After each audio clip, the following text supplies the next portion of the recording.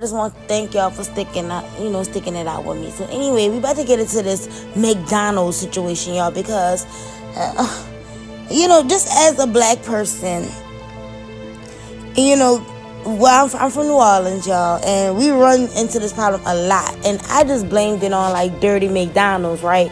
And that's what a lot of black people do because we don't be noticing, y'all, but we be living like the same black lives. That's why we always can agree and be like, yeah, the same shit be happening. We always live in the same black life. So what are the dirty McDonald's in the goddamn hood? And we always say, oh, the ice cream machine down because they dirty. Don't eat ice cream from la la la la. That's not the case, actually, y'all. That's just some shit we done came up with.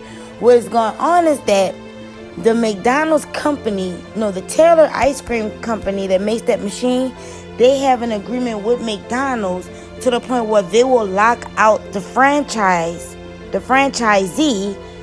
and make them call the Taylor company, and then they have to receive this big old ice cream bill.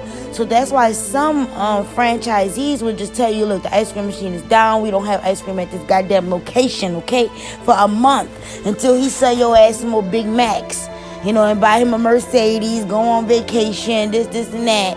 And then he called Taylor and paid him $5,000 just to sell some goddamn ice cream so he could be a part of the manufacturer. But anyway, this credit goes to, this white guy on YouTube because, we all miss, what's his name?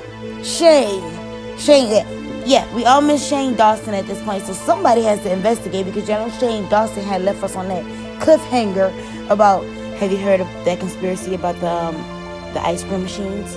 And then he just left. So this dude picked up where Shane Dawson left off at, and y'all just check out this information. And so now his investigation from YouTube has now caused an FTC investigation into what McDonald's is doing.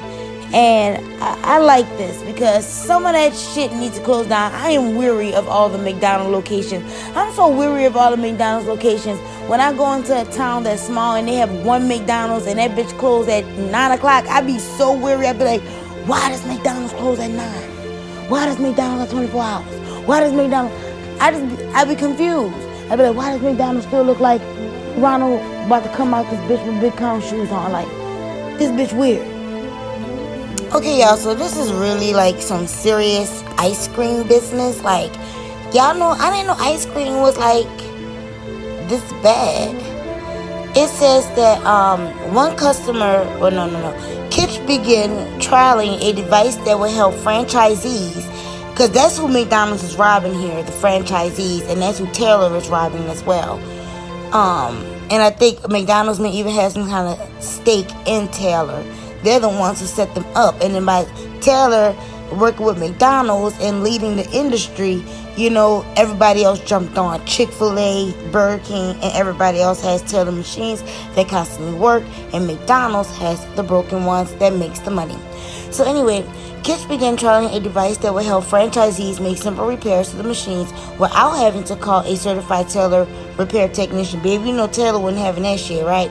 So anyway, Kitch said in his May lawsuit that Taylor went to great lengths to acquire one of the repair devices, including through 2 private investigators who used dummy email addresses.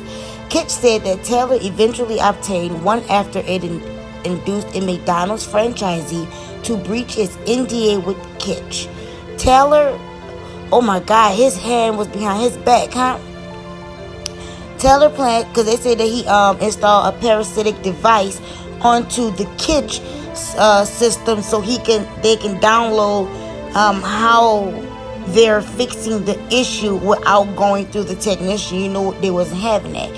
So anyway, Taylor planned to mine the device for trade secrets so it can stay one step ahead of Kitch's diagnostic capabilities per the lawsuit.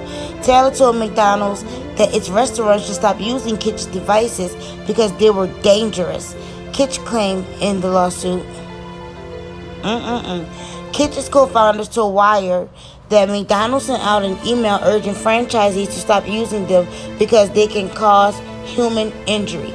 First of all, if you use somebody outside of the people who McDonald's chose for you, which is Taylor, you breached that contract anyway.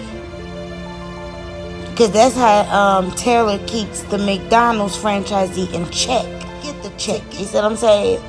So now, instead of calling up this $5,000 repair guy, I'm going to call this company Kitsch that only charges me $200 every time they come out. When they come out, and then when they do come out, they have all these error diagnostic codes that Taylor never shows. That's what the documentary says. All these diagnostic codes pop up on the machine. If you ever worked at McDonald's, you may know about the diagnostic codes. Make sure you leave a comment at the bottom and let me know if you came across that.